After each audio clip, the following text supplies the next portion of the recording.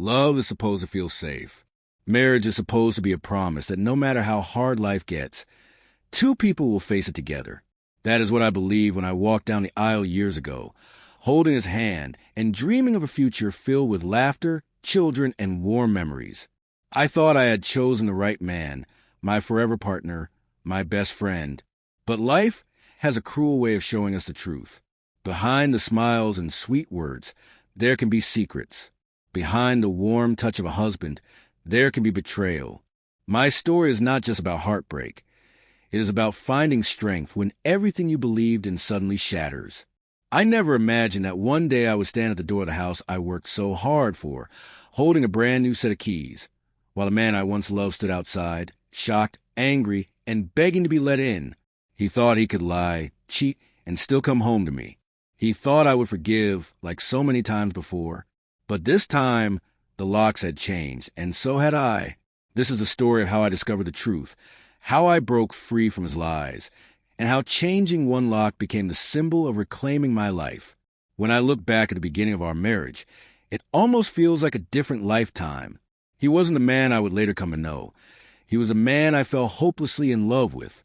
His smile could light up a room, and his words carried the kind of charm that made me believe in fairy tales. I remember the first time he held my hand, how safe and special I felt, as if the whole world had suddenly become brighter. Our early days were filled with little adventures. We didn't have much money, but we had dreams. We lived in a small apartment with leaky faucets and noisy neighbors, but to me, it was a palace. We would spend evenings on the balcony, sharing cheap takeout and making big plans about the future. He promised we would one day have our own house, a family, and a life built on love and trust. He was thoughtful then. On my birthdays, he would surprise me with handwritten notes and small gifts. Sometimes he cooked dinner, burnt pasta and all, just to make me laugh. On weekends, we would walk for hours, hand in hand, talking about nothing and everything. In those moments, I truly believed I had found my forever. I admired him. I trusted him with all my heart. I was proud to be his wife. People used to tell us we looked like the perfect couple, and I believed it. I thought we were unbreakable. But little did I know, the man who once held my hand with such tenderness would one day use those same hands to text lies to another woman. The love that felt so pure in the beginning would soon be tested in the cruelest way. The cracks didn't appear all at once. At first, they were small, so small that I convinced myself they were nothing. He started working late, or so he said. Meetings ran longer than usual. Projects suddenly demanded his attention at odd hours. I told myself he was just ambitious, that he wanted to give us the future we had always dreamed about. But deep inside, a quiet voice whispered that something wasn't right. Then came the phone. He guarded it like it was a treasure chest full of secrets. Once, I reached for it just to check the time, and he snatched it back so quickly that my heart sank. "It's work," he said with a nervous laugh. I smiled and pretended to believe him, but the doubt started growing. He changed in other ways, too. The man who once couldn't wait to get home now seemed restless when he was with me. His eyes often drifted to his screen, his mind somewhere else. The small surprises and silly jokes that used to fill our days slowly disappeared. When I asked what was wrong, he would brush me off with a tired excuse. "I'm just stressed." Friends noticed before I admitted it to myself. One evening, a close friend pulled me aside and said, "Are you okay?" "He doesn't seem the same." I defended him. Of course. I said he was just busy, that things would get better. But their words stayed with me, gnawing at the edges of my heart. The final straw was the scent. A perfume I didn't own, lingering on his shirt. My heart raced, my mind spun, but still I pushed the thought away. I told myself stories to make sense of the impossible. Maybe someone at work hugged him. Maybe it was nothing. But deep down I knew. The red flags weren't just whispers anymore. They were alarms ringing loudly, warning me that the man I loved was slipping away and something or someone else had taken my place. One evening, the truth finally broke through the lies. It was a rainy Friday night. He had told me he was going out for a late meeting. Something in his tone felt rehearsed, almost too smooth, and the uneasy feeling that had been following me for weeks grew heavier. I sat in the living room staring at the clock, my mind running wild. Every minute that passed, my heart sank deeper. When he finally came home, much later than expected, he went straight to the shower. That was unusual. He never cared to rush before. His phone buzzed on the table, and my eyes locked onto the screen. A message preview appeared. Last night was amazing. I miss you already. My breath caught in my throat. My hand shook as I picked up the phone, my chest tight with fear and fury. The lock code that I thought I didn't know suddenly came back to me. My fingers trembled as I entered it, and the screen lit up, revealing a nightmare I had been too afraid to face. There were dozens of messages, sweet words that were never meant for me. Pictures of dinners, hotel bookings, secret plans. Each message was like a knife cutting into my chest. The man who once whispered love into my ear was now whispering those same promises to another woman. I remember the exact moment my tears started. It wasn't when I read, "I love you" on his screen. It was when I saw the date, the very day he had told me he was working late. While I was sitting at home, cooking his favorite meal and waiting for him, he was somewhere else, building memories with her. When he came out of the shower, I was sitting on the edge of the bed, phone in my hands, my eyes red from crying. He froze when he saw me. "What are you doing?" he asked, his voice trembling. "I should be asking you that," I whispered, holding up the phone. His face drained of color. First came denial. "It's not what it looks like." Then came excuses. "It was just a mistake." And finally, the cruelest blow. He blamed me. "You've been distant. Maybe if you were more loving." I couldn't believe the words leaving his mouth. The betrayal was already unbearable, but to hear him twist into my fault was a final spark that lit the fire inside me. I knew, in that very moment, that our marriage was broken beyond repair. The man I loved was gone. All that was left was a stranger who had shattered my heart. That night, I barely slept. I lay awake staring at the ceiling, my mind replaying every word, every lie, every moment of our marriage. The man who once swore to love me forever had betrayed me, and instead of remorse, he gave me excuses. He turned my pain into my fault, as if I hadn't given him enough, as if my love had not been enough.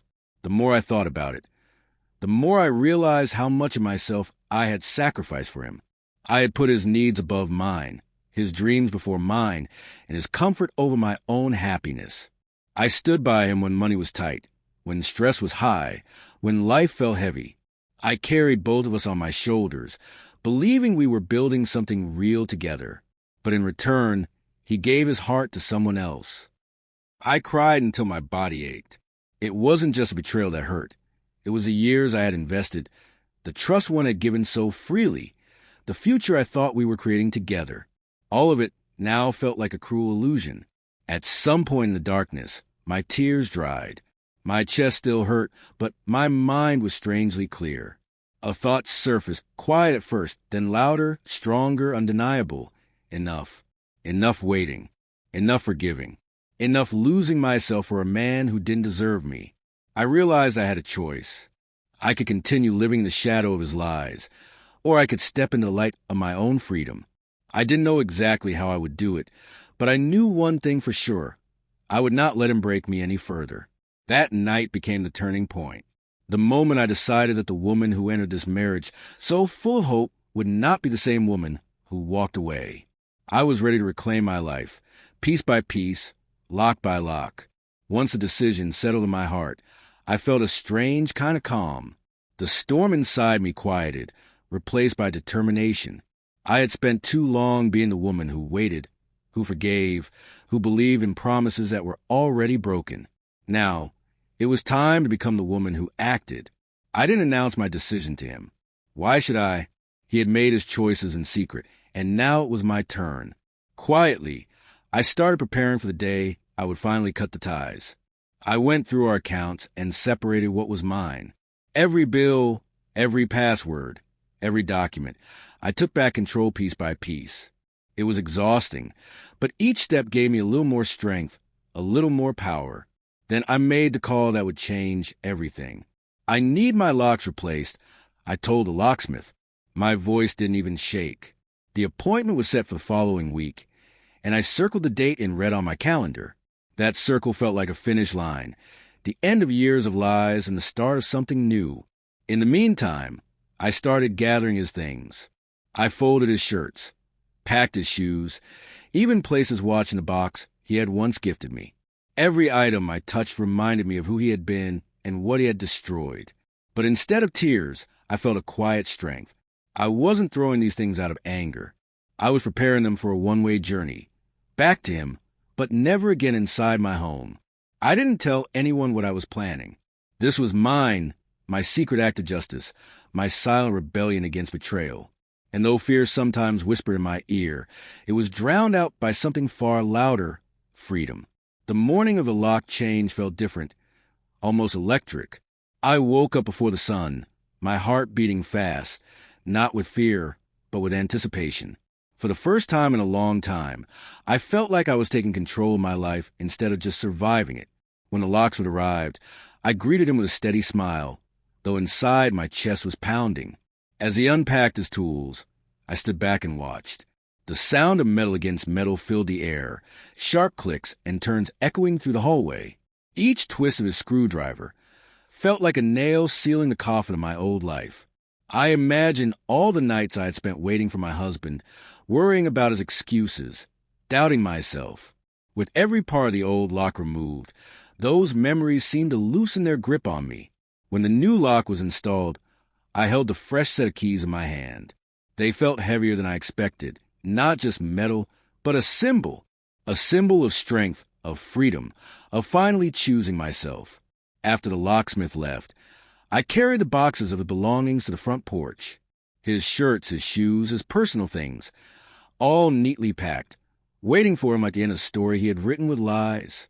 I stood at the doorway for a long moment, my hand resting on the new lock. The air felt lighter, as if my house was breathing again. When I finally turned the key and heard the firm click, it was more than just a sound. It was the sound of closure. The sound of a door closing not just on him, but on the pain, the betrayal, and the endless nights of tears. For the first time in years, I felt safe, not because he was inside, but because he was locked out. That evening, just as the sky turned dark, I heard the familiar sound of his car pulling into the driveway. My heart raced, but not with fear. This time, it was with resolve. I stood by the window, watching him stride up to the door, his expression casual, his posture confident, as if nothing in the world had changed. He slid his key into the lock, expecting the door to swing open like always. But it didn't. I heard the faint rattle as he tried again, confusion flickering across his face. He pulled the key out, looked at it, then shoved it back in harder. Still nothing. His brow furrowed. He knocked once, lightly, as if maybe I had locked the door from the inside. I opened the door just a crack. The chain lock still on and met his eyes. The shock on his face was almost satisfying. "What's going on?" he demanded, his voice sharp. "The locks have been changed," I said calmly, my tone steady though my pulse thundered.